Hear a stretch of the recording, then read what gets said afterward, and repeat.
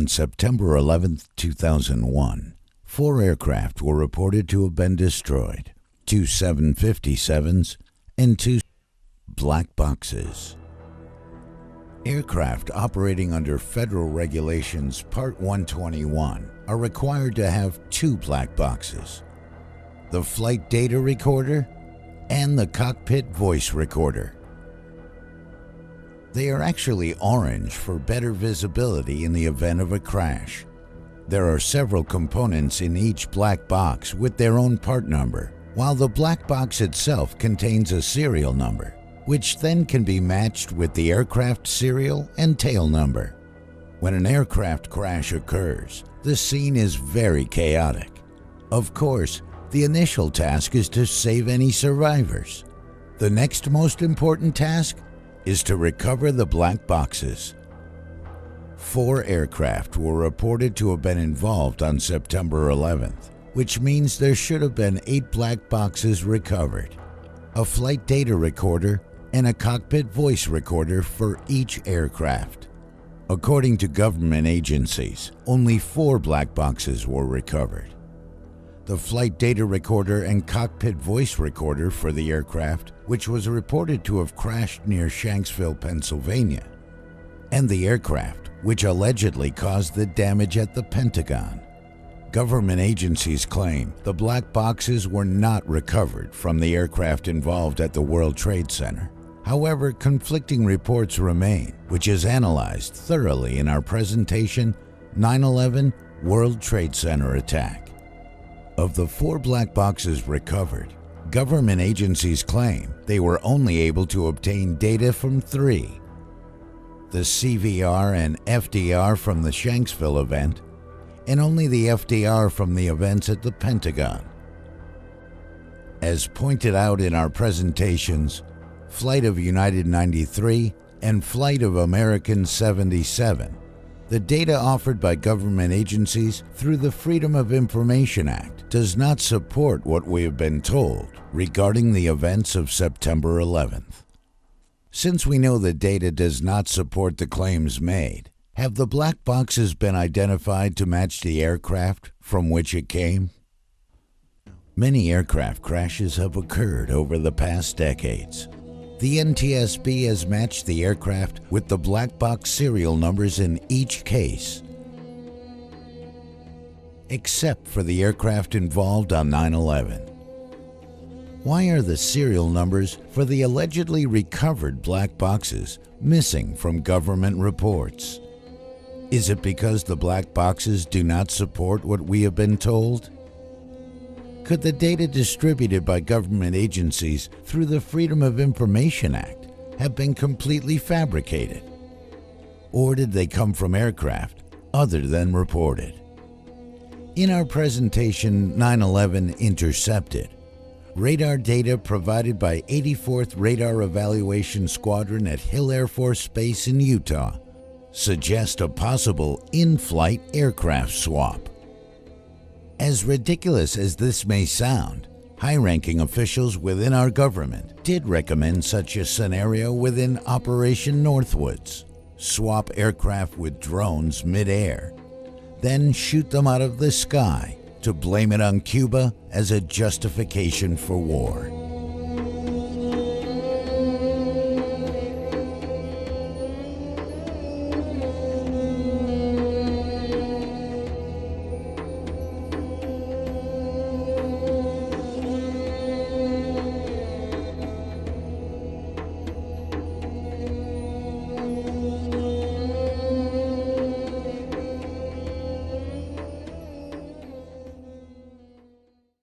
Aircraft parts. The aircraft involved on 9/11 are reported to have been 2 757s, one near Shanksville and one which allegedly caused the damage at the Pentagon. We say allegedly because there is a growing mountain of conflicting information which does not support an aircraft impact with the Pentagon.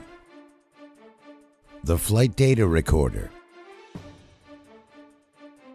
Witnesses filmed on location.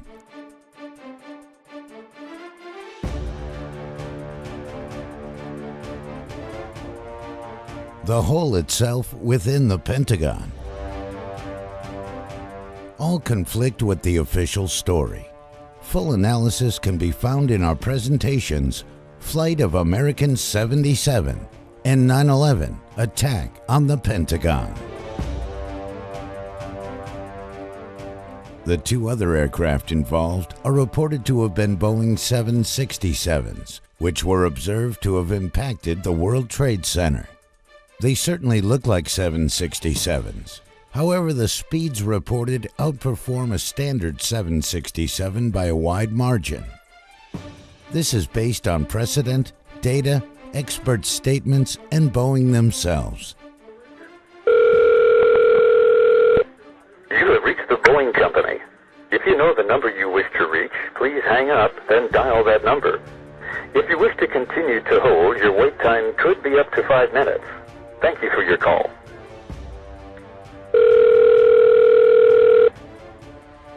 This is Leslie. Hi, Miss Hazard? Yes.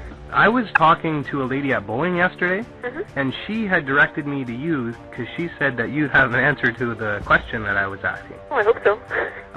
Well, the question is, I think it's probably a rather simple one, it has to do with the maximum speed of a 767-200 at 700 feet altitude.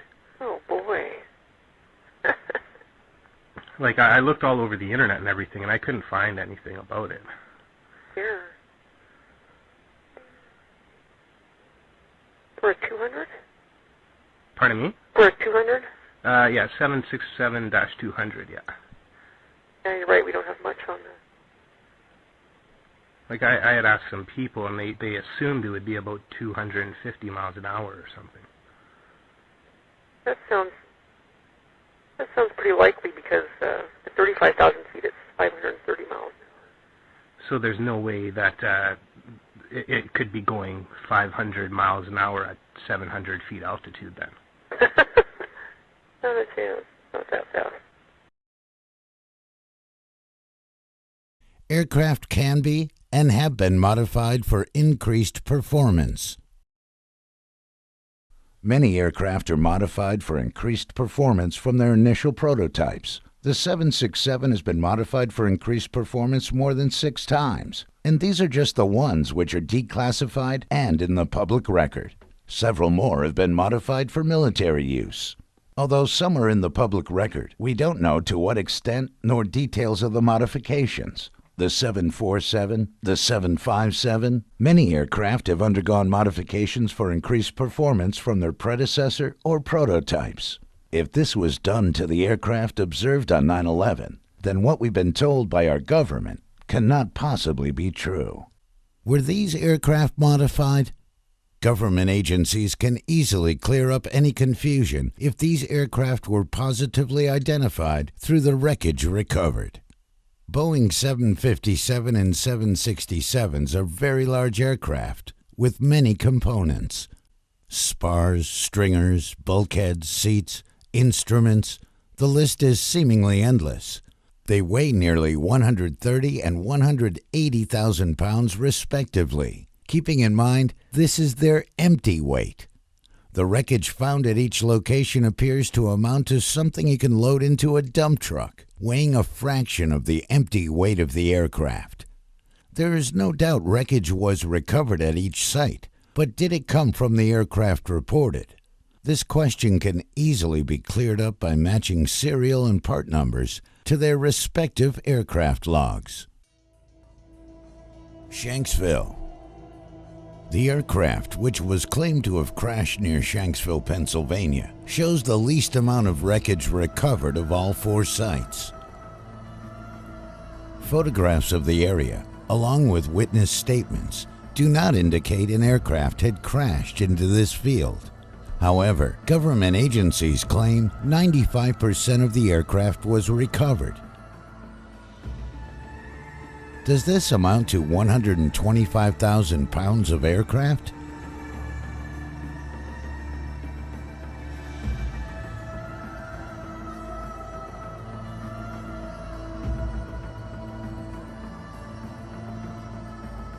Also interesting to note, The EPA found no contamination of jet fuel in the soil, nor local wells.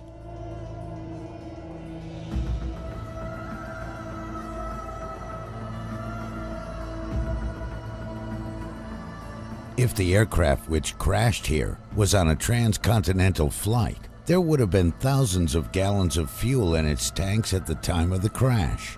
The whole area should have been highly contaminated. Yet, not even the smell of jet fuel. There's a very strong odor of the scorched earth. The only way I can describe it. It doesn't smell like jet fuel. It smells like... Kendall, how do you describe it? It's burned earth. Burned earth. It smells like burned earth. The limited parts recovered from this site could clear up confusion and the numerous questions as to whether an aircraft, specifically Flight 93, November 591 Uniform Alpha, crashed into this field, if positively identified through logbooks. Pentagon. The damage caused at the Pentagon remains in question. The flight data recorder information provided by government agencies does not support an impact with the Pentagon. When contacted, government agencies refuse to comment. We cannot elaborate on the information we put out here. So you have no answers to the discrepancies that are involved with the analysis that you put out? I have no comment on the existence of discrepancies. What we've done is we've put out the work product that we provided to the FBI that is available to you. And because it is not our investigation, we cannot elaborate beyond that. Like I was told to get a hold of Jim Ritter since he was the one who signed off on the analysis. I have the PDF file, and if you guys are signing off saying this is the conclude, like if this is the actual flight data recorder, and you release this information, and these pilots and analyze this information are coming with all these contradictions and everything in it. So there's nobody that are going to be able to answer any of these questions? That's right. We're not elaborating on these reports. These are factual reports. But how could they be factual reports if there's contradictions and discrepancies in everything that's within this report? Well, you're welcome to your opinion. It's not an opinion, it's a fact. It is claimed parts were recovered from the Pentagon. However, does this amount to 130,000 pounds of aircraft? It amounts to what can be carried in a dump truck. Although a limited amount of wreckage was found at the Pentagon, all of these parts should have serial numbers which can be matched with logbooks in order to positively identify the aircraft from which it came. One piece in particular, which has been the center of many heated debates, is this engine disc allegedly recovered from the Pentagon. The aircraft, which was reported to have caused the damage at the Pentagon, is an American Airlines 757-200 series aircraft, tail number November 644 Alpha Alpha. This aircraft was equipped with Rolls-Royce RB211 turbofan engines.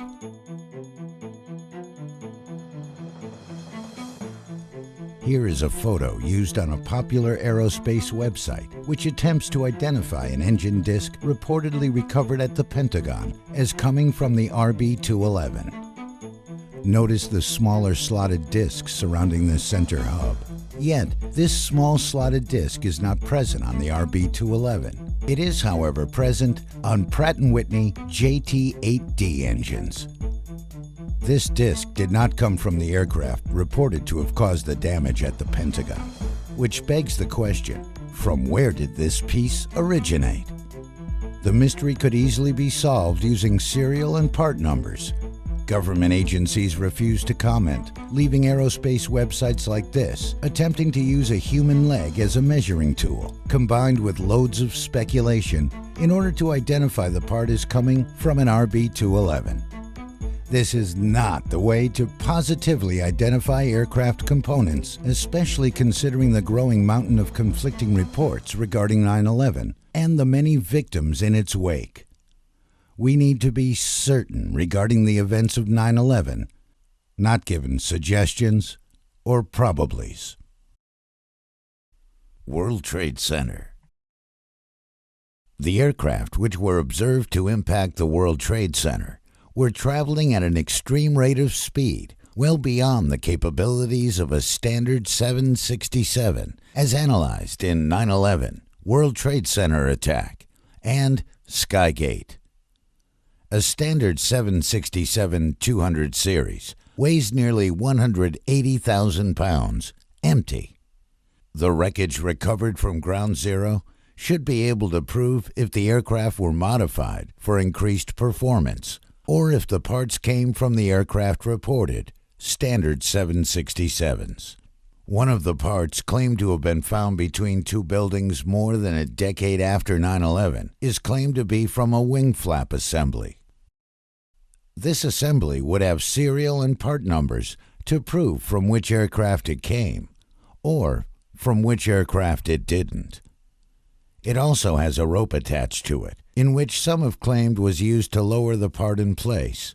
But later the story changed, which now claims a detective used the rope to try to move the piece for a better look.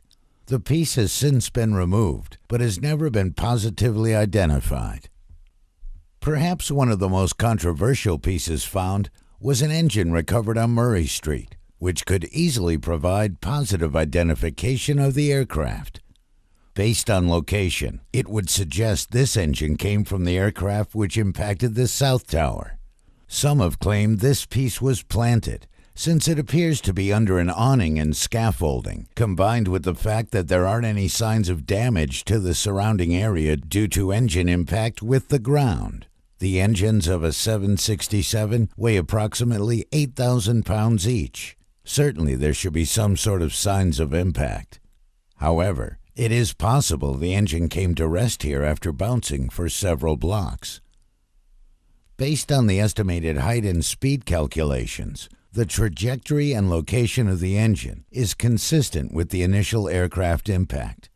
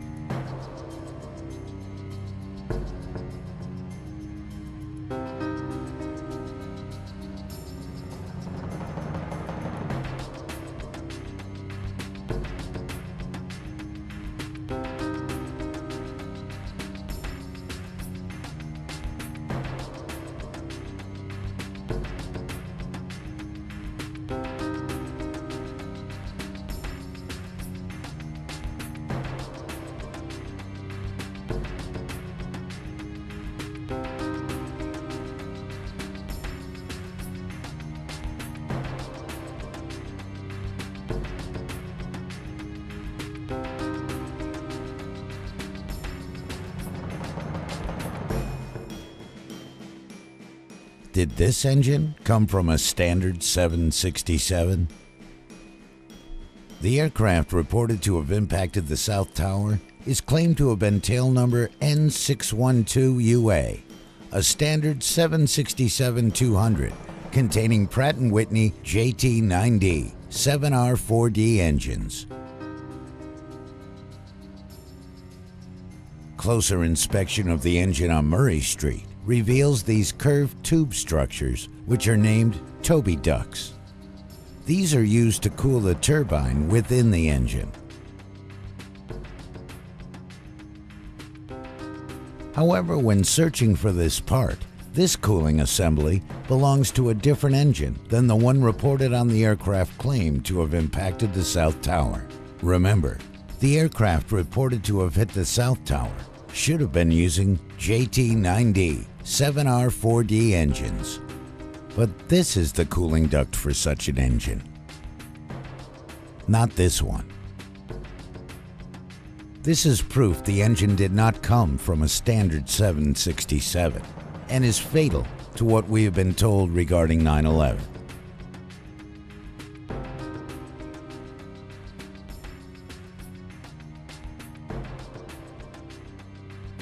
This engine is used on the 747, which is capable of much higher speeds than the 767.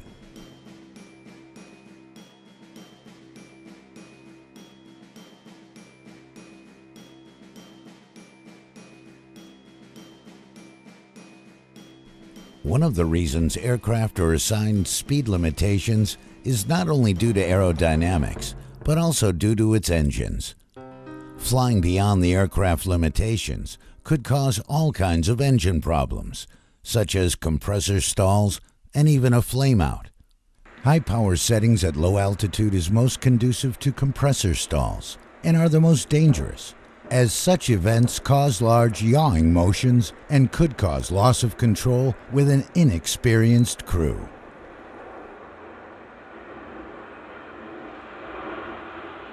From a flight crew member's perspective, one of the most startling events is the engine surge or stall on takeoff or during flight. An engine surge is, in the simplest terms, the breakdown of the airflow in a turbine engine. When the compressor blades stall, they are no longer able to force the air through the engine from front to rear.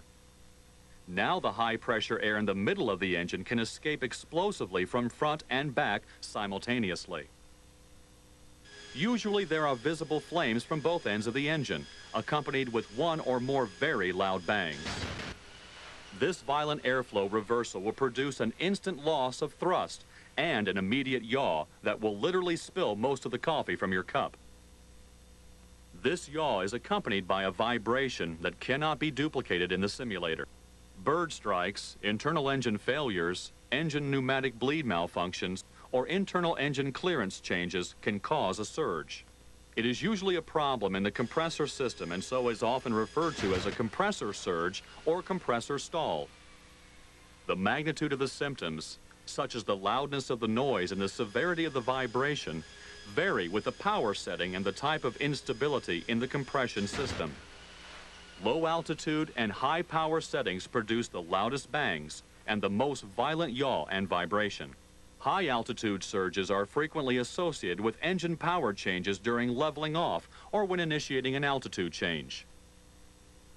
High altitude surges generally result in a muffled noise, light vibration, and increasing EGT, and may require power reduction to clear the condition.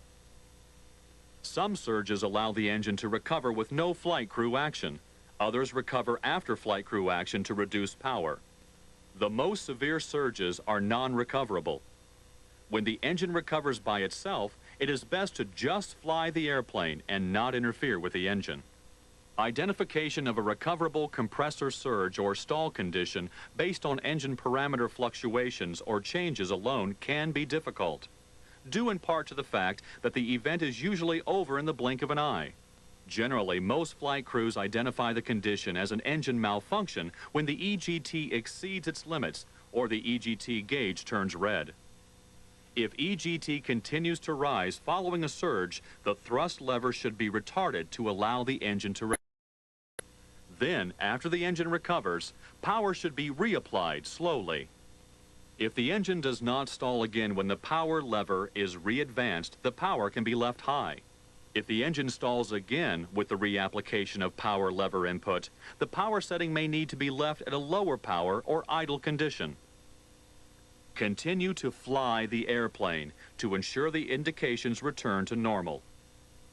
If the engine does not recover or the EGT remains out of limits, then a shutdown of the engine may be the logical choice depending on the operational situation. Your flight manual and checklists identify the specific procedures to follow. Remember that an engine at idle still provides power for airplane systems and creates less drag than if shut down. There have been numerous occasions where a high-power compressor surge has occurred during the takeoff roll or initial climb out, and the flight crew was notified by the tower that an engine was on fire. As a result, the flight crews accomplished the engine fire checklist and shut down the engine, even though there was no fire warning enunciated in the cockpit. The tower saw fire out the inlet and tailpipe, and their information regarding seeing flames outside the engine was correct. But an engine shutdown was not necessary since this was not actually an aircraft fire. While the likelihood of high-power engine surge is rare, the startle factor associated with loud bangs and airplane vibration has led to instances of inappropriate action such as rejecting the takeoff after the V1 speed, shutting down the wrong engine, improperly executing the failure climb profile, or failing to comply with established ground tracks to clear rising terrain. Only take action to address the surge after stabilizing the flight path. Recent interviews with pilots who have experienced high-power compressor surge malfunctions during takeoff and initial climb have revealed that they have initially thought that a bomb had exploded, or that they hit a truck, or had a mid-air collision. Remember, no matter how loud the bang, airplane control is always the first priority. Yet we are to believe inexperienced hijacker pilots were able to accomplish their mission with pinpoint accuracy in an aircraft they had never flown before. The JT9D-7A engine, which contains these Toby ducts, is used on the 747 SP model. The 747 SP is much faster than the 767, with the engines capable of operating at higher speeds. Were 747 SP engines attached to the apparent 767s, which were observed to impact the World Trade Center? Was this done for increased performance in order to reach the World Trade Center before Otis fighters were able to intercept? None of the 4 aircraft involved on 9/11/2001, nor the parts recovered, have been positively identified.